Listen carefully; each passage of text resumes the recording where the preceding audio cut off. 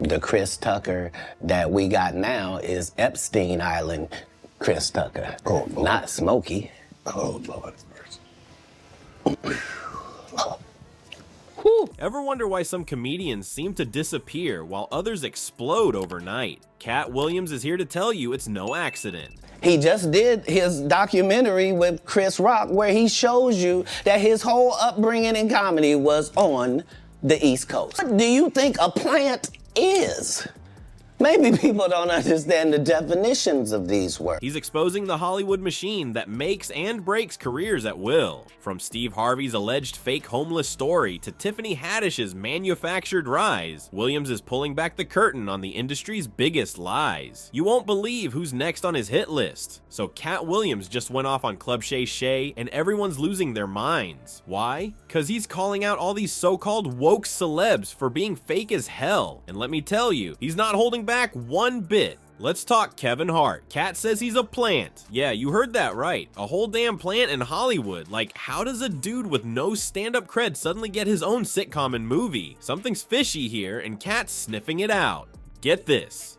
Katt claims he turned down roles that made Kevin famous. Why? That Mark Curry helped me punch up and get to the level that it was. The same Steve that went to go watch Mark Curry do his whole sitcom. Because he wasn't about to play into those stereotypes. But Kevin, he jumped right in. Now, some people might say Katt's just jealous, but here's the thing. He's been in the game for years. He's seen how the sausage is made, if you know what I mean. Katt's not sugarcoating anything. He's saying Kevin's more worried about being likable than being real. And in Hollywood, being real is like kryptonite. They don't want that authenticity. They want puppets they can control, and Katt's saying Kevin's playing right into their hand. But here's where it gets juicy. Katt says he and Kevin haven't been in the same room for 25 years. What's that about? Is Hollywood keeping them apart on purpose? Are they afraid of what might happen if these two actually talked face to face? So how did Katt Williams just expose Hollywood's fake woke celebs? By laying it all out there, no filter. He's showing us that all this wokeness is just another act. These celebs aren't fighting for justice or equality. They're just playing a part that Hollywood's written for them. Now we gotta ask, is Katt telling it like it is, or is he just stirring up drama? Either way, he's got everyone talking, and maybe that's the point. Maybe we need someone to shake things up, to make us question what we're being fed by Hollywood. Cause let's face it, if everything Katt's saying is true, then we've been played for fools. We've been buying into this fake woke narrative, thinking these celebs actually care. But according to Katt, it's all just smoke and mirrors. And he's here to clear the air, whether Hollywood likes it or not. Just when you thought Katt was done spilling tea, he's serving up a whole new pot. Remember that killer joke Cedric the Entertainer used to close his Kings of Comedy set? Yeah, about that. Katt's saying it wasn't Cedric's to tell, and he's got receipts. So here's the deal. Katt's saying Cedric straight up stole his joke. Like, watched him do it at the Comedy Store and then took it for himself. That's some cold-blooded stuff right there. And it wasn't just any joke. We're talking about Cedric's closing bit on Kings of Comedy. You know, the one that had everyone rolling? Katt's not playing around. He says he'd been working on that joke for years, even got other comedians to help him polish it. He even did it on Comic View back in '98, and the crowd went wild. So when Cedric came along and used it, Katt was like, hold up, that's my material. Now, Cedric's trying to say the timelines don't match up. But Katt's calling BS on that too. He's like, nah bro, you're just trying to save your brand. And you gotta wonder, right? If Katt's telling the truth, that's a pretty low move from Cedric. But here's where it gets real interesting. Katt's talking about this comedy alliance, like some secret club where big names protect each other. Steve Harvey, Cedric, all these guys. It's like they've got each other's backs, no matter what. And if you're not in the club, good luck making it in this industry. It's like high school all over again, but with $1 million paychecks. These guys are at the top, and they're not letting anyone else in. Katt's saying if you challenge them, you might as well kiss your career goodbye. They'll blackball you faster than you can say stand up. So now we gotta wonder, how many other jokes have been swiped and who else is in on this alliance? Katt's painting a picture of a comedy world that's not all laughs behind the scenes. It's cutthroat, it's unfair, and it's all about who you know. And you know what? Maybe that's why Katt's always been an outsider. He's not playing by their rules. He's calling out the joke thieves, he's exposing the fake friendships, and he's keeping it real, even if it means making some powerful enemies along the way. Think you know the real story behind your favorite comedian's rise to fame? Think again. Katt's about to blow the lid off those heartwarming rags to riches tales we all love. He's saying most of them are straight up lies, and he's got some juicy details about Steve Harvey that'll make you question everything. Are we all just falling for Hollywood's biggest con job? Let's talk Steve Harvey. You know that whole "I was living in my car" story he's always pushing? Yeah, Katt's calling BS on that. He's saying Steve was actually making bank touring with Mark Curry. Like, not exactly homeless, right? But hey, that sleeping in my car story sure sounds better for the brand.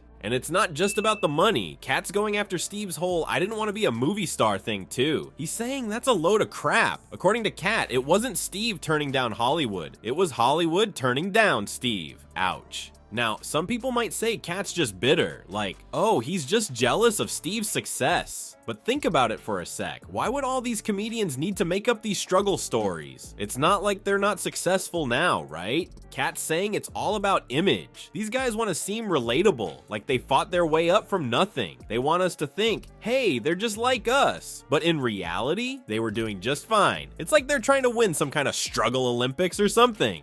And it's not just Steve. Katt's hinting that a lot of these success stories are more fiction than fact. It's like everyone in Hollywood's got this secret formula. Take a dash of struggle, add a pinch of perseverance, and voila, you've got yourself an inspirational story that'll sell tickets and books. So now we gotta ask, how many other inspirational stories are just good PR? And why are we so quick to believe them? Maybe we want to think anyone can make it big, even if they start with nothing. Or maybe we just love a good underdog story, even if it's total BS. But here's the thing, if Katt's right, what does that say about the comedy world? About Hollywood? Are we all just being played? It's like every time we hear one of these rags to riches tales, we gotta wonder now, is this real or is it just another Hollywood script? So we've been talking about fake struggle stories, but hold on to your hats, cause Katt's about to expose an even bigger scam in Tinseltown. Ever wonder why every celeb suddenly got woke overnight? Katt's saying it ain't about justice, it's all just another act. Let's talk about this woke thing in Hollywood. Katt's not pulling any punches, he's straight up calling it fake. And you know who he's got in his sights? Tiffany Haddish. Yeah, that Tiffany Haddish.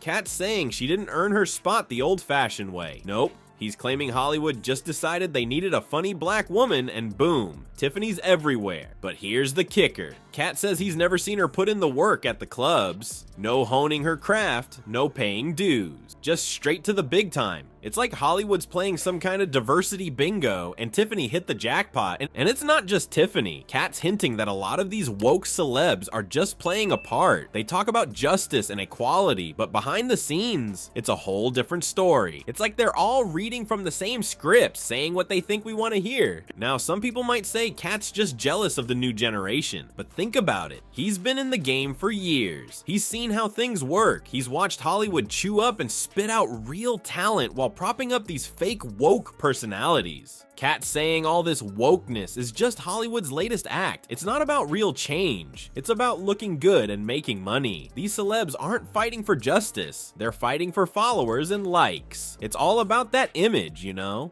But here's where it gets real interesting. Katt's predicting that 2024 is gonna be a wild ride. He's saying a lot of these fake woke celebs are gonna get exposed. Like, we're talking major revelations about who these people really are behind closed doors. It's gonna be like a Hollywood house of cards coming down. So now we gotta wonder, are we being played? Is all this woke stuff just another Hollywood script? Are we falling for the same old tricks, just with a shiny new social justice wrapper?